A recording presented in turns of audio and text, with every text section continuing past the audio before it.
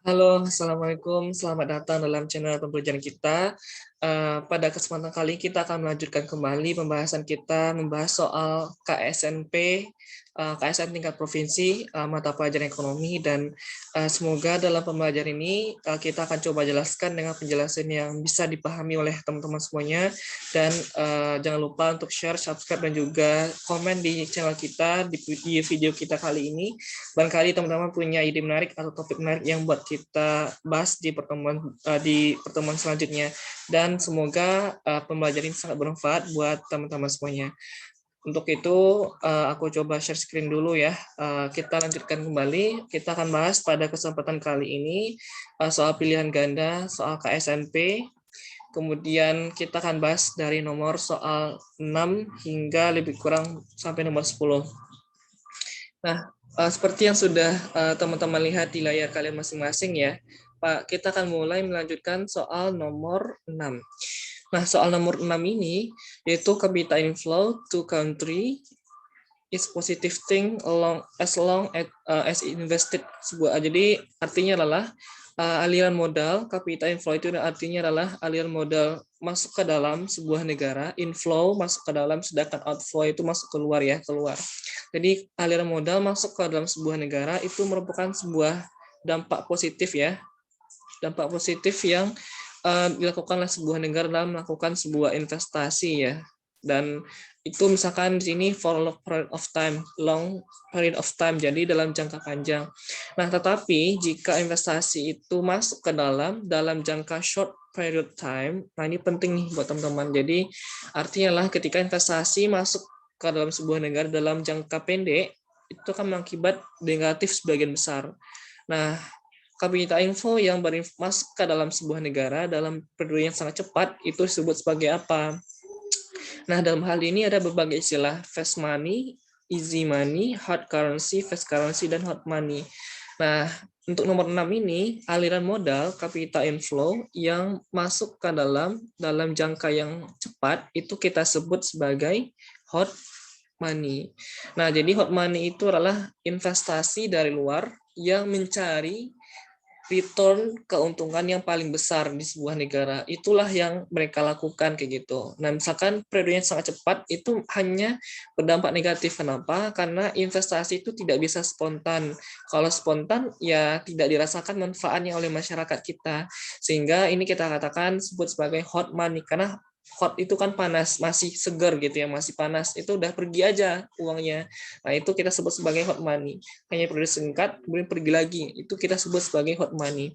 Nah, sedangkan fast money itu artinya adalah uang cepat. Nah, fast money itu di sini kita tidak ada ketentuan ya. Fast money itu kalau misalnya kita lihat itu uang cepat ya. Ini nggak ada arti dalam pembahasan ekonomi, hanya sebagai tidak ada makna lain ya terkait dengan fast money.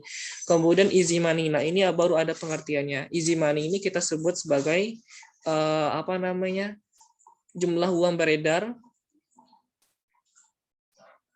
itu sangat banyak sekali di sebuah negara. Jadi kita sebut sebagai easy money. Nah, artinya adalah jumlah peredaran uang atau money supply itu yang beredar di sebuah negara itu sangat banyak sekali. Nah, ini kita nanti akan bahas namanya easy money policy, kebijakan moneter dengan menaikkan jumlah uang beredar. Kita sebut sebagai easy money. Kemudian hard currency. Kalau hard currency itu adalah mata uang yang bebas kita lakukan perdagangan internasional. Biasanya hard currency ini itu dimiliki oleh mata uang negara maju ya. Nah, mata uang negara maju ini itu biasanya sebagian besar banyak dipakai oleh negara-negara lain untuk bertransaksi internasional. Jadi kalau misalkan dolar, itu kan mata uang yang berlaku secara internasional. Selain itu apa? Ada namanya yen. Ya mungkin sebagian besar persen masyarakat dunia itu menggunakan yen. Atau mungkin contohnya lagi, misalkan pound sterling. Meskipun Inggris punya pound sterling, mungkin sebagian besar makai pound sterling nggak cuma Inggris gitu. Nah, itu kita sebut sebagai hard currency, mata uang negara yang banyak dipakai ya, yang dipakai banyak. Nah, ini kita sebut sebagai hard currency, sedangkan fast currency nggak ada. Jadi dalam hal ini jawaban yang tepat adalah E ya, hard money kayak gitu. Nah, kita lanjutin pembahasan berikutnya.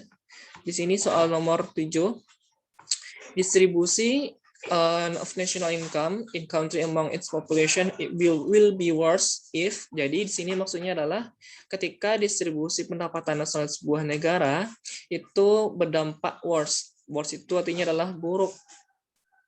Nah, kita sebut sebagai apa? Ketika distribusi pendapatan masyarakat kita semakin memburuk nih. Artinya adalah ini yang dimaksud soal terkait dengan ketimpangan atau kita sebut sebagai disparitas. Nih, teman-teman. Artinya yang kaya akan semakin kaya, yang miskin akan semakin miskin kayak gitu. Nah, ini kita sebut sebagai distribusi pendapatan yang semakin timpang. Nah, dalam hal ini jawaban yang tepat adalah Gini ratio, nah yang lain kita bahas dulu ya. Gini ratio of the country gets smaller. Artinya adalah indeks Gini. Nah ini kita bahas ya. Indeks Gini itu adalah indeks yang mengukur terkait dengan ketimpangan distribusi masyarakat. Itu kita sebut sebagai indeks Gini. Ketika indeks Gininya semakin kecil, maka dia akan ketimpangannya rendah. Ketika indeksnya kecil, ketika indeksnya besar, kita sebut ketimpangannya nilai koefisiennya besar ya, get higher kayak gitu. Jadi yang A bukan jawabannya. Ketika get smaller itu dia ketimpangan semakin rendah. Laurent curve is more curvier. Artinya adalah kurva Lorentz akan semakin melengkung. Nah, ini artinya adalah melengkung. Nah, ini jawabannya nomor 7. Artinya adalah kurva Lorentz itu kurva yang mengukur tingkat distribusi pendapatan masyarakat yang membandingkan antara pendapatan dengan jumlah penduduk. Ini kita coba gambarkan ya. Ini misalkan ini pendapatan ya, kita sebut sebagai Y, ini adalah jumlah penduduk kayak gitu. Nah, artinya adalah kalau kita lihat kalau misalkan kalau misalkan kurva Lorentz itu kurva yang menghubungkan terkait dengan pendapatan masyarakat dengan jumlah penduduk. Ketika dia semakin melengkung, maka kita katakan dia akan semakin timpang. Dan sebaliknya ketika dia linear, nah ini kalau yang linear contoh seperti ini. Kalau dia semakin melengkung, maka dia ketimpangannya semakin tinggi. Ini kita sebut sebagai tadi ketimpangannya tinggi kayak gitu. Nah, ketika dia linear, maksudnya adalah ini kan sumbunya ya, patokannya. Ketika dia semakin linear ya, nah maka kita sebut sebagai dia memiliki tingkat ketimpangan yang rendah. Nah, dalam hal ini berarti kita bisa lihat nih, ketika kurva Lorentz yang semakin linear ya, semakin mendekati sumbu ininya, maka dia ketimpangannya rendah. Sedangkan ketika melengkungnya cukup besar, itu kita sebut sebagai dia memiliki tingkat ketimpangan yang cukup tinggi. Nah, kemudian yang C, kurva Lorentz ini bukan ya ketimpangan yang rendah. Population gets smaller, maka kalau semakin sedikit populasinya ya nggak ada hubungannya sama pendapatan. Ini hanya membicarakan terkait dengan populasi, belum membicarakan terkait dengan pendapatannya gimana. Ya kan kita nggak bisa menerka-nerka ya. Jadi dalam hal ini jawaban yang tepat adalah B, kurva Lorentz itu lebih lebih curvature ya, artinya adalah lebih cenderung melengkung. Jadi dalam hal ini jawaban yang tepat adalah B tadi ya. Kemudian kita langsung lanjut nomor berikutnya, nomor 8. Nah, ini menarik kalau misalkan kita bahas ya, nomor 8 terkait dengan diketahui pengeluaran konsumsi masyarakat sekian-sekian. Kita sebut sebagai ini adalah fungsi konsumsi ya. Jadi dalam pengeluaran rumah tangga masyarakat kita sebut sebagai rumah tangga konsumen dengan fungsi C sama dengan 5.000 tambah 0,8 YD ya. YD itu artinya adalah pendapatan disposable. Artinya adalah pendapatan yang bisa kita belanjakan. Nah, itu kita sebut sebagai pendapatan disposable, siap dibelanjakan. Nah, berikutnya belanja impor, ini adalah fungsi impor berarti 5.000 sekian. Apabila terdapat tambah investasi sebanyak 1.000, maka pendapatan nasional akan berubah atau naik sebesar berapa? Nah, ini kan pertanyaannya ketika ada perubahan konsumsi atau perubahan investasi ya.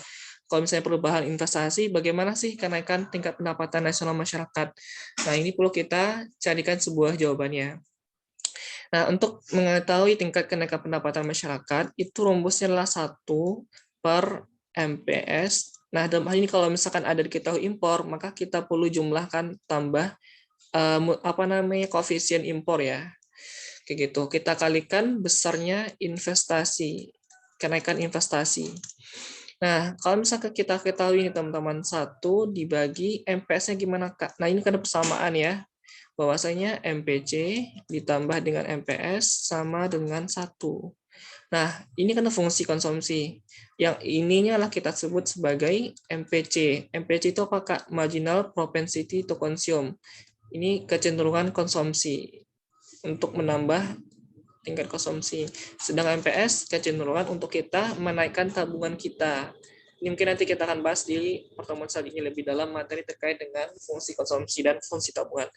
Jadi MPC itulah marginal propensity to consume, kecenderungan untuk kita menaikkan atau menambah tingkat konsumsi, sedangkan MPS itulah kecenderungan untuk kita menambah tingkat tabungan. Jadi ini persamaan mutlak bahwasanya MPC tambah MPS sama dengan 1. Seperti itu nih teman-teman. Nah, ketika ini MPC-nya 0,8, berarti nilai MPS-nya adalah 0,2. Otomatis 0,8 tambah 0,2 hasilnya adalah 1. Jadi MPS-nya adalah 0,2. Maka kita tuliskan 1 per 0,2 ditambah berapa. Nah, di sini, ntar kita coba hapus dulu ya. Nah, kalau misalnya kita lihat nih teman-teman, kalau misalnya di sini M-nya fungsi impornya adalah 12.000 tambah 0,05 Y. Nah, berarti ini adalah marginal propensity itu impornya. Artinya adalah ketika kecenderungan kita untuk menaikkan jumlah barang impor kita. Itu di sini nilai M-nya gitu ya, M kecilnya. Nah, itu berapa? 0,05. Dikalikan besarnya terdapat tambahan investasi sebanyak 1.000. Maka kita kalikan sebanyak 1.000. Jadi kalau kita selesaikan 1 per 0,25 ya. Nah, 1 per 0,25 yaitu 1 dibagi 0,25 dapatnya adalah 4. Jadi 1 ini 0,25. 1 dibagi 1/4 dapatnya adalah 4. Kalikan 1.000. Maka jawaban yang tepat adalah 4.000. Jadi ketika tambahan investasi sebanyak 1.000 mengakibatkan kenaikan pendapatan nasional kita berkali lipat, 4 kali lipat ya dari investasi. Jadi dari 1.000 hingga bertambahnya pendapatan kita sebanyak 4.000 gitu ya. Nah, jawaban tepat nomor 8 adalah B, 4.000. Gampang sekali ya. Nah, kita akan lanjut lagi pembahasan berikutnya. Di soal nomor 9. Nah, soal nomor 9 ini soal yang terkait dengan suppose year by year export from Indonesia to Kazakhstan. Misalkan di sebuah negara Indonesia itu melakukan ekspor ya ke negara Kazakhstan, meningkat terus meningkat. Sedangkan ekspor dari Kazakhstan ke Indonesia berarti bagi kita sebut sebagai impor. Apa beda ekspor dengan impor? Kalau misalkan ekspor itu dia menjual produk dari dalam keluar, sedangkan impor itu dia membeli. Kalau bagi kita ya, beda kalau bagi Kazakhstan. Kalau ekspor berarti menjual keluar, sedangkan impor itu membeli ke dalam, untuk ke dalam ya. Jadi kalau misalkan kita Indonesia ya, kita pahami, kita misalkan Indonesia, kita melakukan ekspornya kita naikkan, sedangkan impor dari Kazakhstan ke Indonesia turun, berarti impornya turun. Nah, kalau misalkan bagi kita ekspornya naik, sedangkan impornya turun, maka kita katakan sebagai apa? Kita mengalami surplus neraca perdagangan. Karena kita untung nih, kita menjual lebih banyak dari kita yang membeli. Jadi kalau surplus itu rumusnya adalah, atau surplus atau defisit rumusnya adalah ekspor. Jumlah ekspor kita kurangi dengan jumlah impor. Ketika ekspornya lebih besar dari impor, kita sebut sebagai surplus. Maaf ya. Sedangkan impornya lebih besar dari ekspor, kita sebut sebagai defisit nih teman-teman. Nah, jadi di sini jawabannya yang tepat adalah terkait dengan trade balance. Artinya adalah neraca perdagangnya apakah surplus atau defisit. Kalau surplus yang terjadi hanya negara kita ya, Indonesia. Jawaban yang tepat adalah C. Sedangkan AB ini pertumbuhan ekonomi ini nggak bisa kita terka-terka. Karena kita butuh klarifikasi dengan konsumsi, jumlah investasi kita berapa, kemudian belanja pemerintah berapa. Kita tidak bisa hanya ketahui dari nilai trade balance-nya. Jadi kita nggak bisa mengukur tingkat pertumbuhan ekonomi. Tingkat pertumbuhan ekonomi itu berkaitan erat dengan pendapatan masyarakat. Jadi nomor 9 jawaban yang tepat adalah C, trade balance surplus in favor of Indonesia. Artinya adalah terjadi surplus bagi negara kita Indonesia. Nah, terakhir kita akan bahas soal nomor 6, soal nomor 10 ya. Nomor 10 ini kalau kita lihat household sector in country raises their consumption expenditure by $96. Artinya adalah terjadi kenaikan tingkat konsumsi, pengeluaran konsumsi masyarakat. Nah, dalam hal ini kita sebut sebagai delta C ini teman-teman. Jadi tambahan konsumsi kita sebanyak 96. Jadi misalkan awalnya 0, jadinya 96. Atau misalkan awalnya 100, jadi 196. Artinya tambahan kenaikan jumlah konsumsi kita. Jadi C itulah simbol dari konsumsi ya, jumlah konsumsi masyarakat. Nah, sedangkan out of every 120 peningkatan disposable income. Berarti ini kita sebut sebagai delta YD sebanyak 120. Artinya adalah tambahan pendapatan. Disposable artinya tambahan pendapatan yang siap kita belanjakan. Disposable. Nah, kemudian kita lanjut investment spending by 10 miliar. Misalkan jika perusahaan, if firm or corporation in the corresponding country increase their investment spending by 10 billion, jadi ketika sebuah perusahaan menaikkan tingkat investasinya sebanyak 10 miliar, maka dalam hal ini rumusnya adalah sama seperti tadi. Untuk menghitung tingkat pertambahan pendapatan kita, itu rumusnya adalah 1/MPS kali besarnya investasi.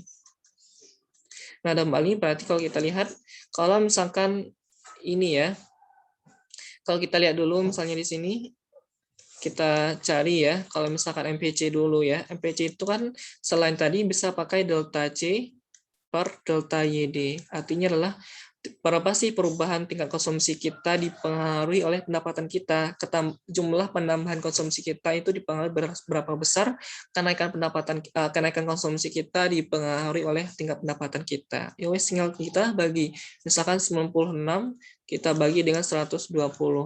Nah, dalam hal ini jawabannya sebentar, kalau 96 dibagi 120, mungkin teman-teman tahu ya berapa jawabannya di sini. Untuk 96 dibagi 120, jawabannya adalah 0,8. Nah, jadi untuk soal ini 96 dibagi 120, jawabannya adalah 0,8. Silakan kalian cari ya. Nah, jadi 0,8 ini adalah nilai MPC-nya. Otomatis kalau kita cari MPS-nya berapa? Yaitu 0,2. Karena 0,8 ditambah 0,2, MPS sama dengan 1 ya. Jadi 1 dibagi 0,2.